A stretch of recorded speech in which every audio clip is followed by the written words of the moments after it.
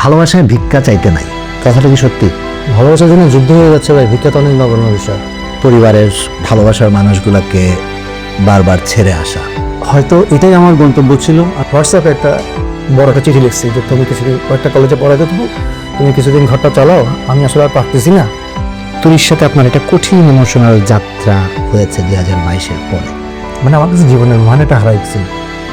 আপনার সবচেয়ে পছন্দের, সবচেয়ে শক্তিশালী সত্তাটার নাম কি? এত কিছু পরে টু বি অনেস্ট, অভিনেতা।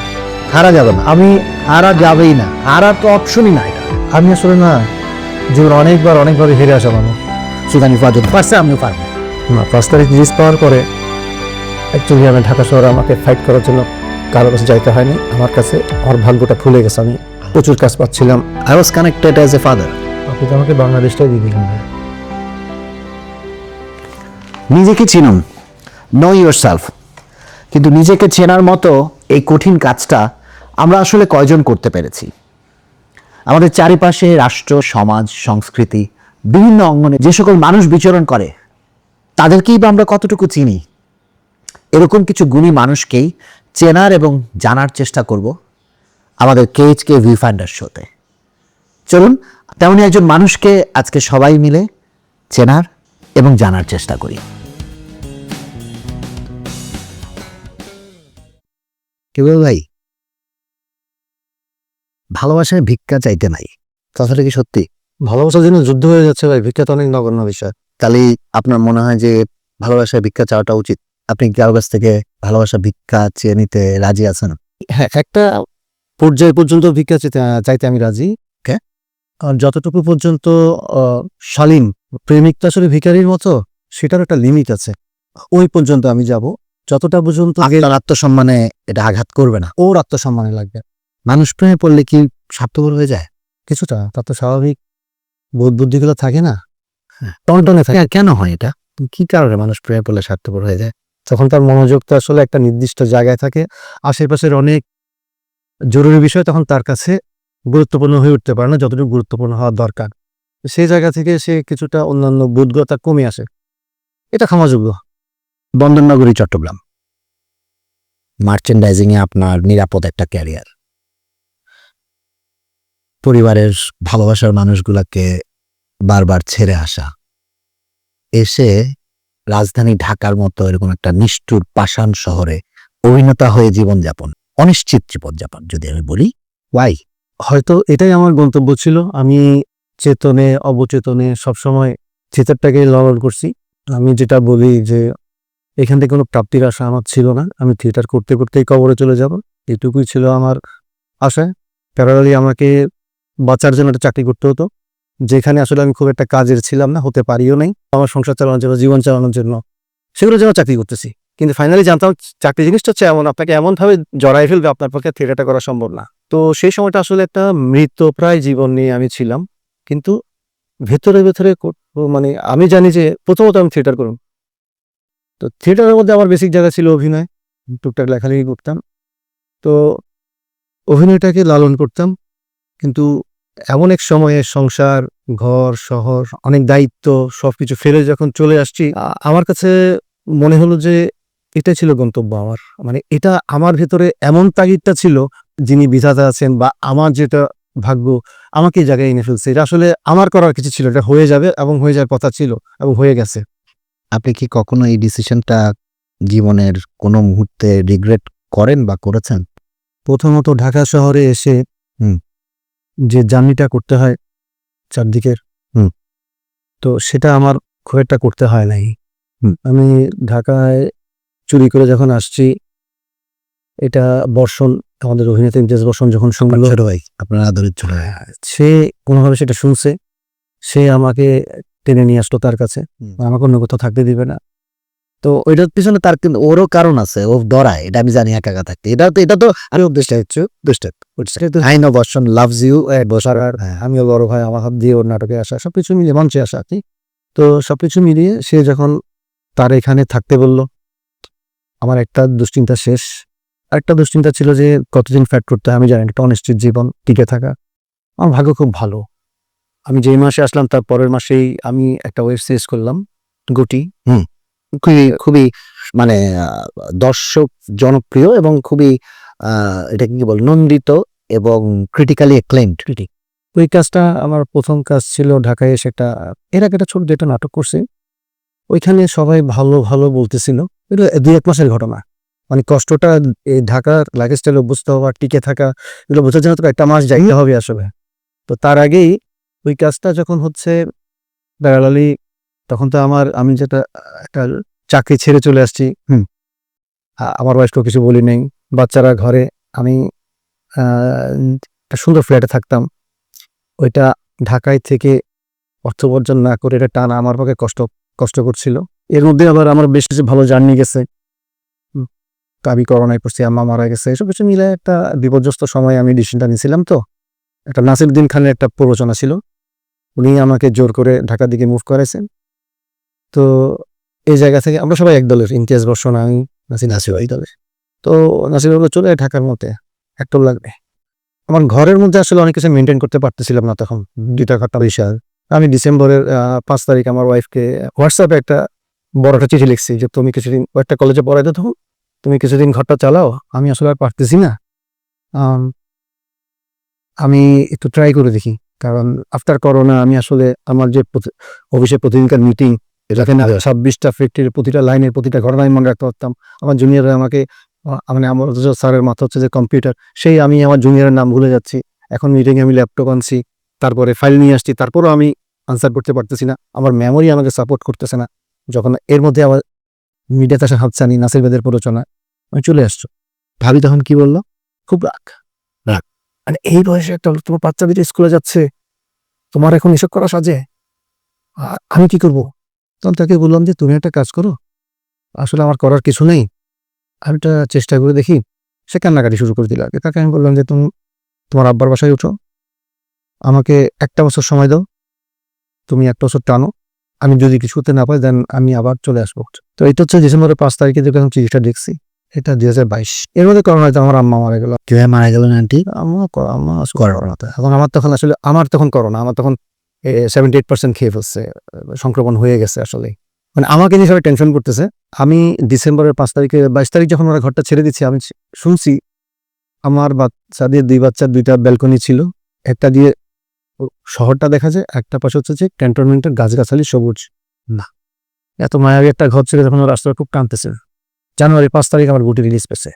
5 তারিখ রিলিজ পাওয়ার পরে অ্যাকচুয়ালি আমি ঢাকা শহরে আমাকে ফাইট করার জন্য কারো কাছে যাইতে হয়নি, আমার কাছে আমার ভাগ্যটা খুলে গেছে। আমি প্রচুর কাজ পাচ্ছিলাম, অবশ্যই একটা আমার ভাগ্য ছিল, আমার সৃষ্টিকর্তার একটা আমার প্রতি সদয় ছিল, এই আর। তো আপনি যেটা বলছেন, মানে গিল্টিনেসটা আমার বা রিগ্রেট করার জায়গাটা যেটা, আপনার পরিবার কি এখন আপনাকে নিয়ে প্রাউড ফিল করে যে তখন যে আপনি রিস্কটা নিয়েছিলেন, নিয়ে যে আপনি অভিনেতা সেই গতানুগতিক রফিকুল কাদের রুবেল থেকে একজন অভিনেতা রুবেল হতে পারছেন, ওরা কি এটা প্রাউড ফিল করে? অবশ্যই।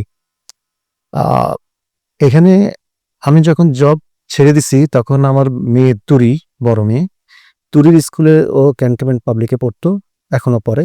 ওইখানে ওকে ক্লাস টিচাররা জিজ্ঞেস করছিল কার গার্জিয়ান কি করে, তো সে তো আগের বছর বলেছিল যে আব্বু মার্চেন্ডাইজার। এখন তো কিছু বলতে পারতেছে না। আব্বুকে বললো যে আব্বু আমি কিছু বলিনি, কি বলবো। আমি আমার মেয়েকে সচরাচর কি জানি কি মনে হচ্ছে, আমি বলে গেছি ভাই আমরে তুই আমাকে 1টা বছর সময় দে। এই গল্পটা সন্ধ্যাবেলা শিল্পকলায় যখন বলতেছি, ওই আড্ডায় যে একজন বিদ্রোহী দীপন বলে ক্যামেরাম্যান বসে আছে ঢাকার, আমি জানতাম না। অনেকদিন পরে একটা দিগ্বিজয়দের ইন্ডিয়া যখন তার সাথে আমার দেখা হয়েছে, বলছে ভাই আমি কিন্তু আপনার ওই কথাটা শুনছিলাম। তো এর পরের বছর কিন্তু আমার মেয়েকে ক্লাস টিচার ডেকে অন্যদেরকে পরিচয় করেছে, তোমরা ওকে চেনো, ওর বাবাকে চেনো।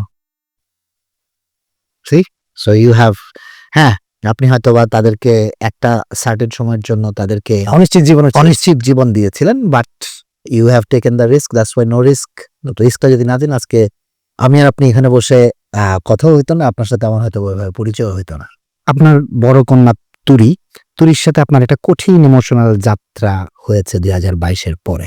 আপনি মাত্র অভিনেতা হিসেবে যাত্রা শুরু করেছেন, তারপরেই হঠাৎ করে রিয়ালিটি আপনাকে হয়তোবা এই জীবনের সবচেয়ে বড় চ্যালেঞ্জটার সম্মুখীন করিয়েছিল। তুরির ব্রেন টিউমার এবং পরবর্তীতে ব্রেন ক্যান্সার হয়, এবং আপনার প্রায় 1 থেকে 1.5 বছর বাংলাদেশের বাইরে ভারতের চেন্নাইতে আপনারা তার চিকিৎসা করান। অবশ্যই এটাতে অনেক কঠিন যাত্রা ছিল। ওই যাত্রাটা আসলে কি শিখাইছে রুবেল ভাই? আপনি, তারপরে অনিন্দ্য ব্যানার্জি, এই যে দীপন, বিদ্রোহী দীপন, তারপরে ইমেল হক, এরা নিয়মিত আমার খোঁজ খবর রাখছে। অনিন্দ্য ব্যানার্জি, আমি খুব ঠান্ডা হয়েছি যে উনি আমাকে চেনেন বা মনে রাখেন, উনি নিয়মিত আমার খোঁজ খবর নিচ্ছে। আপনি নিচ্ছেন, আপনি আই এম অনার্ড। আমারও একটা কন্যা সন্তান আছে, আমার একটা পুত্র সন্তান আছে, বাট আমি আসলে I was connected as a father. যে মানে ওই ওই যে বললাম যে আমি যদি আপনার জায়গায় যেতাম আমি কি করতাম আমি জানি না। আপনি যে স্ট্রং থেকে এই যুদ্ধটা করে আবার ফিরে আসছে, মাশাআল্লাহ, তুরি ইজ মানে আল্লাহর রহমতে এখন সুস্থ আছে। কি শিখাইলো এই যাত্রাটা? মানে আমার কাছে জীবনের মানেটা হারাই গেছিল। আমার কাছে অডি গাড়ির কোনো মানে নাই, রোলস রয়েসের কোনো মানে নাই। কেন আমি মেটালিকার গান শুনবো, কেন আমি রেনেসার গান শুনবো, কেন লালনের গানের অনেক ডেপথ, আমার কাছে কোনো মানে ছিল না এটার। ফাইট ইজ গড, অ্যাকচুয়ালি মেয়েকে নিজে জানি এটা আমার হয়েছে। আপনি আপনার যে কোনো সমস্যা, আপনি কিন্তু আপনার প্রতিপক্ষকে জানেন, তার লিমিটেশনটা জানেন, আপনার একটা ওয়ার্ক প্ল্যান থাকে। কিন্তু আমি এমন একজনের কাছে প্রার্থনা করে গেছি, আমার মেয়েকে ফেরত আনার জন্য আমি যে চেষ্টাটা করে গেছি, এটা তো আসলে আপনারা হারাইতে কারো ভিতরে নেই, এটা ওনার কৃপা ছাড়া আসলে কিছু করার নেই। ওইখানে গেলে মনে হয় যে আসলে আসলে একজন আছেন।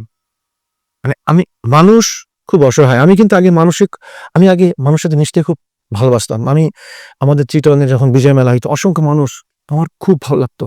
আমি নিজেকে অজয় ভাবতাম। আমি ভাবতাম যখন আমি আমার নানার বাড়ি দাদার বাড়ি যেতাম, আমি তো শহরে বড় হয়েছি, ওইখানকার মানুষগুলো দেখতাম যে আমার একটু পছন্দ করে, আমি এত মানুষ আমাকে পছন্দ করে, আমার কোনোদিন কিছু হইতে পারবে না, যে কোনো বিপদের আমি দাঁড়াই যাবে।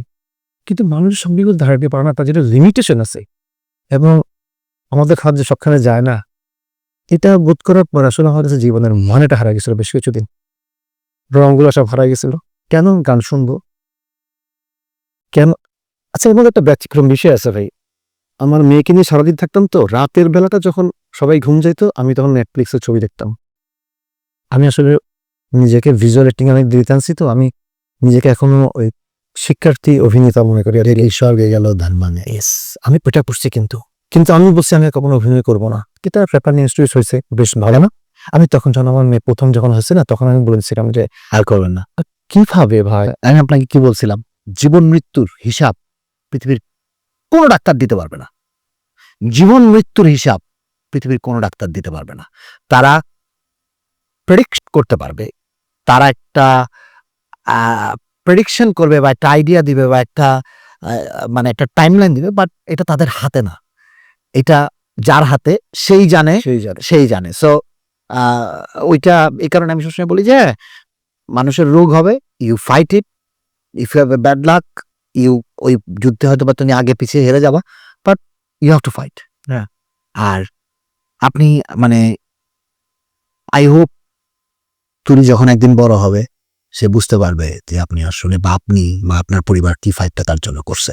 এই জায়গায় ছোট্ট একটা কথা বলি, ইসলাম ধর্ম আপনাকে শিখতে হবে, চর্চা করতে হবে, বুঝতে হবে। খ্রিস্টান ধর্ম হোক, ইহুদি হোক, যে কোনো ধর্ম আপনাকে শিখতে হবে, জানতে হবে, চর্চা করতে হবে। কিন্তু বাবার ধর্মটা হচ্ছে যে আপনি যখন জন্মাচ্ছেন না, তখন প্যাকেজে দিয়ে আছে, আমি কিছু করতে হবে না, চর্চা করতে হবে না, শিখতে হবে, কিছু করতে হবে, আপনি অটো করবেন। এটা আমি না, এটা যে কোনো বাবাই করবে। একজন অভিনেতা রুবেল কিসের উপর ভিত্তি করে একটা চরিত্র বেছে নিতে চায়? আমি জানি সবসময় আমরা যেভাবে চাই সেভাবে আমরা করতে পারি না, নানা ধরনের আশেপাশের অনেক ধরনের ফ্যাক্টরস ওখানে ইম্পর্টেন্ট হয় বা থাকে। আপনার কাছে কোন জিনিসটা, এটা কি চরিত্রের গভীরতা, গল্প, ডিরেক্টর বা রেমুনারেশন, কোন জিনিসটা সবচেয়ে বেশি ইম্পর্টেন্ট একটা চরিত্র বেছে নেওয়ার আগে আপনার কাছে একজন অভিনেতা হিসেবে? আমি তো বেছে নেওয়ার অপশন রাখি না, আমাকে ডিরেক্টরই অফার করে যে আপনি এই চরিত্রের জন্য আপনাকে আমি ভাবছি। না, তারপরে একটা আছে না যে আমি চরিত্রটা করতে চাই বা আমি চরিত্রটা করতে চাই না। এই ক্ষেত্রে আমার বিচার্য বিষয়গুলো হচ্ছে যে এরকম, আমি দেখি যে চরিত্রটা আসলে এটা কি 30 সেকেন্ড না 2 ঘন্টা 30 মিনিট, আমি সেটা দেখি না। আমি দেখি যে এরকম যতটুকু আছে চরিত্রটা বোল্ড হচ্ছে কিনা বা চরিত্রটা পুরোপুরি ফুটে উঠছে কিনা। 30 সেকেন্ড হয়তো আমি খুব একটা ইম্পর্টেন্ট কোনো ক্যারেক্টার না, বাট যে ক্যারেক্টারটা আমাকে দেওয়া হচ্ছে এটার ইম্প্যাক্ট কতটুকু, এটা ইম্প্যাক্ট করতে, আমার এই ক্যারেক্টার ভিতরে খেলা যায় কিনা, এটা একটা আমি জানি না, আমি মিডিয়াতে নতুন, আমি কিভাবে বলতে হয়। আমি দেখি যে চরিত্রটা আসলে গভীর কিনা, চরিত্রটার মধ্যে কিছু করার আছে কিনা, সেই জায়গা থেকে একদম ফ্ল্যাট জায়গা হলে আমাকে আপনি যদি মানে লিড রোলও দেন, আমি মনে হয় আমার থিয়েটার সূত্রে প্রাপ্ত ব্যাকবোন থেকে বলতে পারি আমি এটা করবো না। আপনার সবচেয়ে বড় সত্তাটার নাম কি? একটা পুরুষ মানুষের সত্তা থেকে, সে স্বামী, সে ভাই, সে বন্ধু, সে বাবা। রফিকুল কাদের রুবেল একজন অভিনেতা। আপনার সবচেয়ে পছন্দের, সবচেয়ে শক্তিশালী সত্তাটার নাম কি? এত কিছুই পরে টু বি অনেস্ট অভিনেতা। এই যে হঠাৎ করে আপনারা চাটগাঁয়েরা এসে মানে বাংলাদেশ মিডিয়াকে দখল করা শুরু করলেন, এই যে নাসির ভাই, পার্থদা, বর্ষণ্যা, আপনি, অপর্ণা, তারপর আমাদের আশফাক নিপুর, এই যে আপনারা হঠাৎ করে একটা বিশাল জোয়ার চট্টগ্রাম থেকে, একটা রহস্যটা কি বলেন তো? আপনারা কি মানে একটা কোনো একটা জোয়ার বা একটা রেভলিউশন করছেন? চট্টগ্রাম একটা মেট্রোপলিটন শহর, নাগরিক যন্ত্রণা এবং নাগরিক ব্যয় অলমোস্ট ঢাকার মতো, কিন্তু সুযোগ সুবিধা ঢাকার মতো না। তো আমাদের ওই জায়গা থেকে থিয়েটার করতে করতে করতে করতে একটা নির্লিপ্ততা, একটা নির্লোভ জায়গা আমাদের তৈরি হয়েছে, যেটা শুধু আমাদেরকে অভিনয়টা শেখার ব্যাপারেই একমুখী করে রাখছে। আমি যদি থিয়েটার করতে করতে আমি একটা ইভেন্টে চলে গেলাম, আমার একটু সাইড অ্যাক্টিং কাজ করার আছে, আমি কিছু টাকা কামাইতে পারতেছি, অনেক কিছু তখন তার মধ্যে ঘোরাফেরা করে, সে বহুমুখী হয়ে যায়। আমাদের অত মুখী হওয়ার কোনো সম্ভাবনা ছিল না। আমরা খুব অভাগা, আমরা একমুখী ছিলাম, অভিনয়টা শিখতে চাইছি, যার ফলে দেখা গেছে কি ওই একটা জায়গায় আমরা এসে দাঁড়াতে পারতেছি। বাংলাদেশ মিডিয়াটা তো অনেক ঢাকা কেন্দ্রিক, হ্যাঁ। বাট এখানে হঠাৎ করে চট্টগ্রামের একটা বিশাল ফোর্স খুব স্ট্রং ভাবে এটা ইয়ে করছে, এবং it's not a common force. এটার মধ্যে অনেক ধরনের ভ্যারাইটি আছে, বুঝছেন? এটা অনেক ধরনের ভ্যারাইটি, মানে ইট ইস এ ভেরিয়েবল ফোর্স, এটাকে আপনি ডিনাই করতে পারবেন। It's a very strong force. ফোর্সটা আমার কুমিল্লার নাই, বা এই ফোর্সটা সিলেটের নাই, এই ফোর্সটা ময়মনসিংহ এর নাই, এই ফোর্সটা খুলনার নাই। হয়তোবা আপনাদের গরুর মাংস যে আপনারা খান, মেজবানি মাংসটার মধ্যে অনেক পাওয়ার আছে, এটাও হইতে পারে। আমি চিটাংয়ে যে একবার একটা রেস্টুরেন্টে গেছিলাম আমাদের ওই ক্যাম্পেইনের সময়, ওরা 7 জনের সময়, যেখানে আপনার সাথে আমার মনে আছে আমরা একটা রেস্টুরেন্টে গেছিলাম, 4 রকমের গরুর মাংস দিছিল, এবং 4টাই আমি খাইতেছি, 4টাই ভালো লাগতেছে। আমি অতটা গরুর মাংস চট্টলা ছিল এটা। হ্যাঁ, মানে আমার কাছে মনে হয়েছে যে গরুর মাংস তো মানুষ এত ভ্যারাইটি ভাবে ইয়ে করতে পারে। আমাদের চিটংয়ের লোকদের না, আপনি দেখেন আমরা কিন্তু একটা ভাষাগত জায়গা থেকে মানে আমরা একটা পিছায়ে ছিলাম। হ্যাঁ, এটা মিডিয়াতে অ্যালাউ করতো না বলতে ও তো শুদ্ধ উচ্চারণের কথাই বলতে পারে না। কিন্তু ভাই আপনি যখন আপনার ঢাকা শহরেই হাঁটছেন, আপনি যখন সচিবালয়ে যাচ্ছেন বা আপনি যখন মেডিকেলে যাচ্ছেন, আপনি যেখানেই যান, চিটংয়ের মানুষ আছে তো। মানে আমরা যত কিছুই বলেন না কেন, মোটামুটি কেন হাইম না, এই যে আমাদের প্রাণের যে ভাষাটা, এটা আসলে না ভাই, আপনি একটা প্রাণের ভাষার একটা শব্দ স্কিপ করে গেছেন ভাই। এটা তো আপনি সুদানির ফুয়া যদি না বলেন, তো চট্টগ্রামের ভাষার কোনো মানেই হয় না ভাই। না, এই ক্ষেত্রে একটা জোকস আছে। জোকসটা হচ্ছে এরকম যে কে বলছে, একটা ভিডিও ক্লিপস আছে, এটা বলে আমরা চারগাঁয়ের তো আসলে সুলতানি পড়াটাকে গালি হিসেবে দেখি না, এটা আপনার ভালোবাসার অংশ। ছেলেটা বললো যে আমি যখন আমার এসসি পরীক্ষায় পাশ করার কথা না, আমি যখন পাশ করে ফেললাম, আমার বাবা বলতেছে সুলতানি কথা পাশ করে ফেললাম। না না, এটা আছে। হ্যাঁ, আপনারা এটাকে একটা শিল্পের পর্যায়ে নিয়ে গেছেন, এবং এটা মানে এখানে অনেক বিরূপ কথা আমাদের শুনতেও, ওরা মনে করে যে আমরা এটা গালি হিসেবে ব্যবহার করছি না। হ্যাঁ, এটা গালি হিসেবেও ব্যবহৃত হয়, এটা ভালোবাসার বহিঃপ্রকাশ। হ্যাঁ, বেসিক্যালি এটা আমাদের একদম মানে মুখে চলে আসছে, যেটা আমরা আসলে মিনিংটাকে ধরি না। বাংলাদেশ মিডিয়ার যে কমন ফ্রাস্ট্রেশন গুলো আছে, সেটার মধ্যে সবচেয়ে বড় কোন 2-3টা যদি বলেন, যারা নতুন অভিনয়ে আসতে চায় বা যারা রফিকুল কাদের রুবেলের মতো এই রিস্কি পথে, হয়তো বা আপনার এই কথাটা শুনে অনেকে ইন্সপায়ার্ড হবে যে না, I want to take that goddamn risk. সুদানি ফুয়া যদি পারছে, আমিও পারবো। ওই 2-3টা ইয়ে কি? প্রথম কথা হচ্ছে যে আপনার ভেতরে যদি অদম্য একটা তাগিদ, এটা আপনিও জানেন না, এত বোল্ড এটা যদি আপনার ভেতর না থাকে, আপনাকে সাজায় গুছায় এনে দিলেও আপনি থাকতে পারবেন না। আর তার মধ্যে অন্যান্য নিউজগুলো বড় হয়ে দাঁড়াবে, আপনি জাস্ট জায়গাটাকে লিভ করে চলে যাবে। আর বাস্তবতা হচ্ছে যে এরকম যে আপনাকে অবশ্যই, আপনি অভিনয় করতে আসছেন, আপনি অভিনয়টা জানতে হবে। এক্ষেত্রে 2টা কথা আছে। আমার স্বল্প অভিজ্ঞতায় আমি দেখছি, অনেকে বলে যে আমি বাইরে যার দোকানে যা, আমি এখানেও তা। হ্যাঁ, মঞ্চের সাহেব ক্যামেরার সামনে তা। ভাই আমি তো আপনাকে ক্যামেরার সামনে দেখতে আসি না, আমি একবার এক চরিত্র দিন, আমি আপনাকে বড় না দেখতে আসি না। এটা সেই জায়গা থেকে হচ্ছে কি থিয়েটারের আপনার যেভাবে একটা ক্যারেক্টার ডিজাইন করতে হয়। হুম। এবং দেখা গেছে কি আমরা যখন করতেছি হয়তো বা 10 নাম্বার সিনে এসে আমি একটা হাসি দিচ্ছি বা একটা কথা বলতেছি, আমার সিনিয়র কোনো একজন সিনিয়র বা কোনো একজন জুনিয়র আমার বলছে, ভাইয়া এটা কিন্তু আপনার ক্যারেক্টার যেভাবে দাঁড় করেছে যাচ্ছে না। ও আচ্ছা না, ইয়েস।